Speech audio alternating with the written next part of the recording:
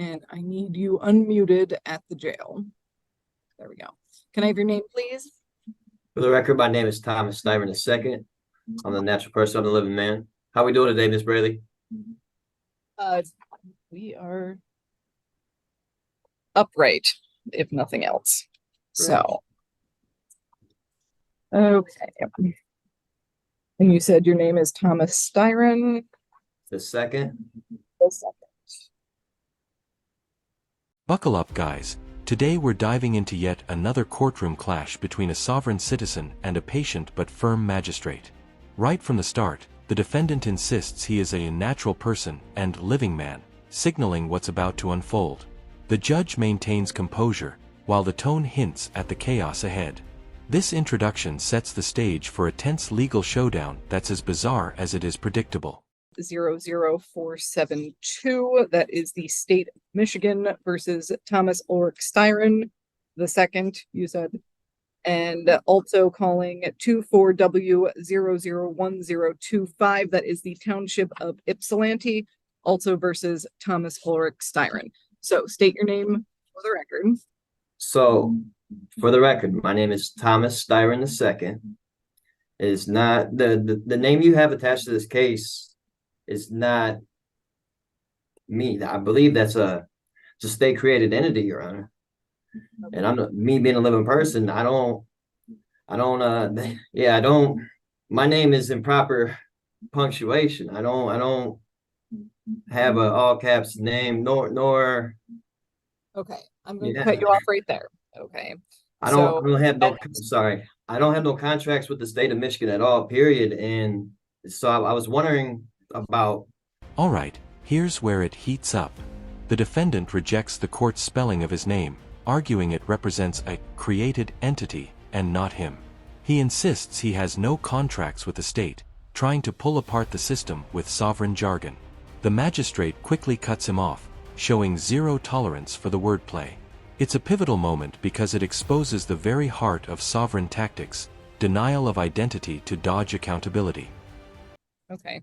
And you can continue to wonder about those at the moment.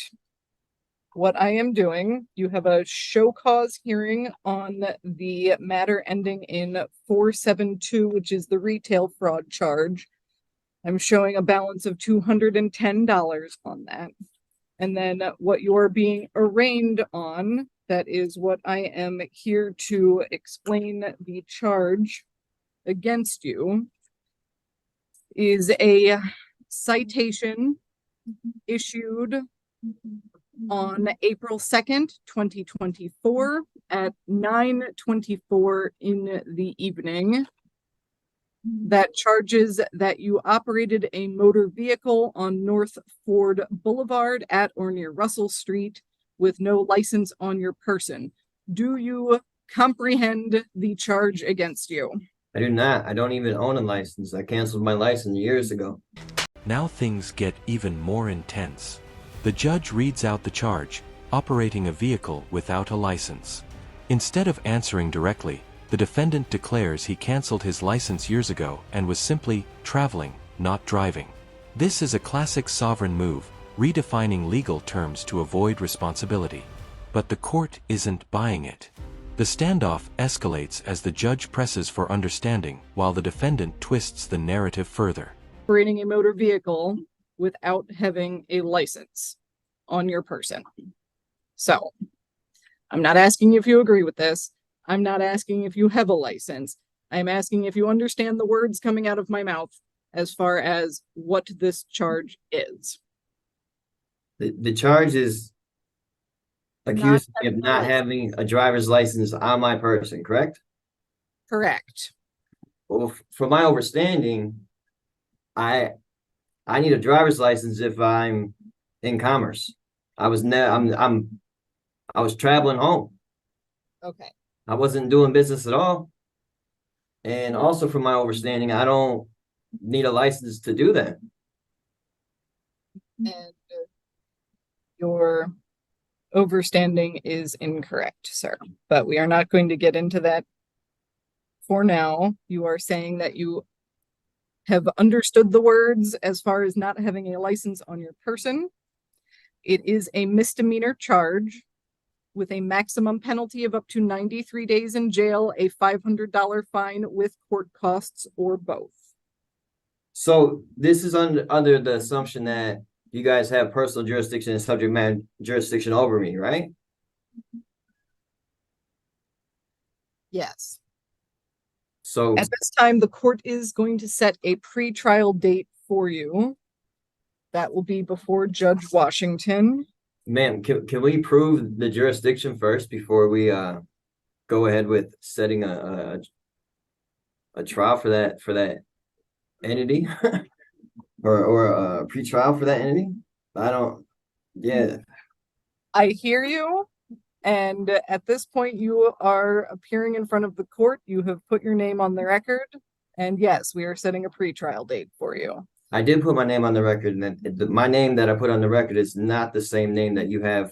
This is where the magistrate draws a clear line. She firmly explains that the defendant's so-called overstanding is simply wrong. Driving without a license is a misdemeanor with fines or even jail time. The sharp reality collides with the defendant's fantasy of legal immunity. His objections about jurisdiction don't matter here. What matters is the law, and the judge makes that crystal clear with a tone that leaves little room for argument. Excuse me, sorry. The documentation I have published and recorded on the record, on the state of Michigan record, that says what I just told you, that I'm not who you have, that I'm not the name you have attached to that case, that's I need to bring that with me, is what you're saying? It being already recorded and on the state of Michigan records. That So good enough? whatever documentation you have, Mm-hmm. bring it with you to your pre-trial date. That is what I am telling you, yes. So.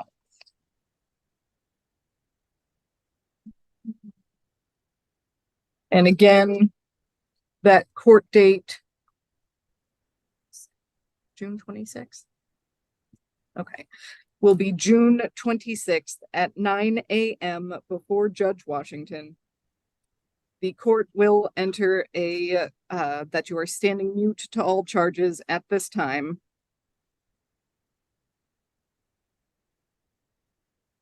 So we're just assuming jurisdiction though, correct?